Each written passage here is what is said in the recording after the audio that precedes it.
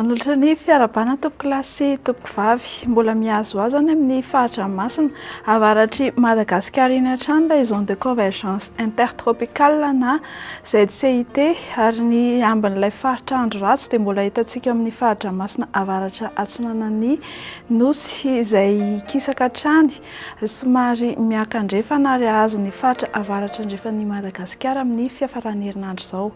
Ho antsika eto amin'ny nosy kosa dia atao anatin'ny vanim-potoanan'ny fahavaratra tanteraka ka ny talio na ny mousson ny rivotra avy avaratra andrefana no mandrafitra ny toetrandro.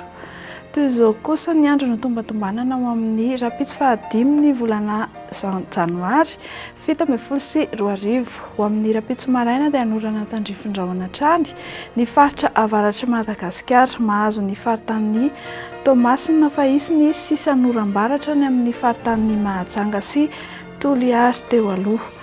Anjombona na andrahona kosa ny andro ny amin'ny faritra sisa tsy voatonona teo.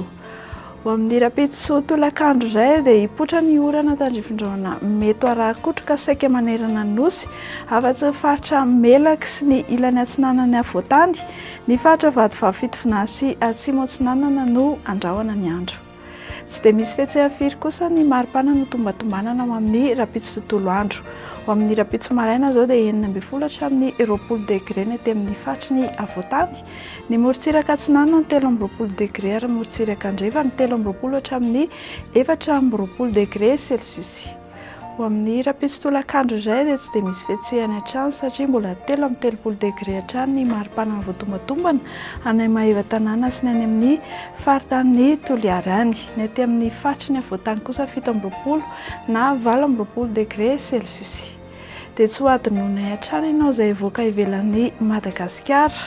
Fataro ary fa olalovandrahona ny ho amin'ny rapitso faritry Johannesburg sy Bangkok, ibalika be kosa masoandra ny Nairobi, Milan sy Paris.